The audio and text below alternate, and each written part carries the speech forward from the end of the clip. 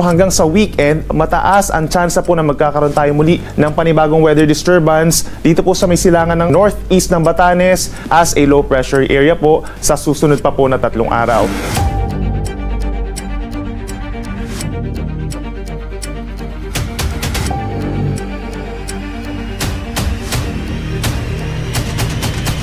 Manatiling may kaalaman at manatiling ligtas sa pamamagitan ng pagbisita sa aming YouTube channel para sa mga real-time na ulat panahon sa ating bansa. Laging tandaan, maging alerto at iba yung pag-iingat sa banta ng ulan, baha at pagguho ng lupa. Ngayon, oras na para marinig mula sa ekspertong meteorologist. Bibigyan tayo ng malalim na pagsusuri sa lagay ng panahon at ipapaliwanag ang anumang mahalagang kaganapan sa ating panahon ngayon o sa mga darating pang araw.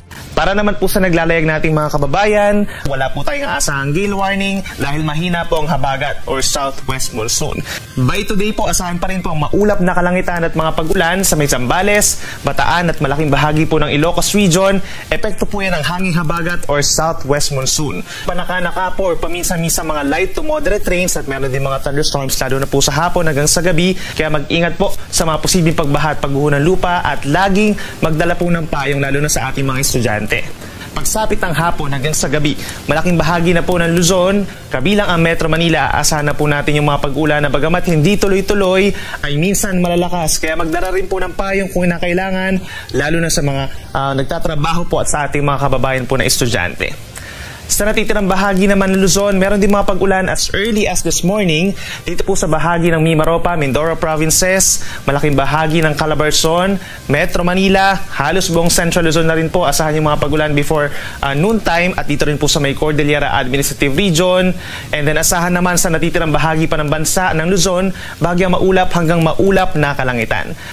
Sa ating mga kababayan po sa Palawan at sa Visayas, bahagyang maulap hanggang maulap ang kalangitan at sasamahan lamang ng mga pulu-pulong pag-ulan or pagkidlat pagkulog lalo na dito sa may northern portion of Palawan, Western Visayas and Negros Island. Bahagyang epekto na rin po ng southwest monsoon at meron din mga localized thunderstorms pa over the rest of Visayas and rest of Palawan.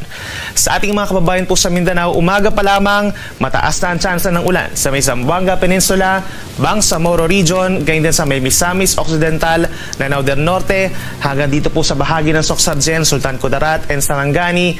At bahagyang epekto rin po ito ng southwest monsoon.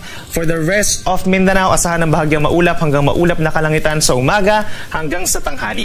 Pagsapit po ng hapon at gabi, mostly cloudy skies na rin po ang malaking bahagi pa ng Mindanao at makakaranas din po ng mga pulu-pulong mga pag-ulan or pagkidlat pagkulog na usually po ay nagtatagal ng 2 hanggang 3 oras. Yan muna ang ating weather update ngayon. Sana ay nakita ninyo ang broadcast na ito na nagbibigay kaalaman at kapaki-pakinabang. Maraming salamat sa DOST Pag-asa sa pagbabahagi ng kanilang mahalagang insight o ulat panahon. Samahan kami sa susunod para sa higit pang mga weather update sa ating bansa at manatiling nakatutok sa weather update ng bansa at huwag kalimutan i-share at mag-subscribe na rin. Mabuhay ang Pilipinas!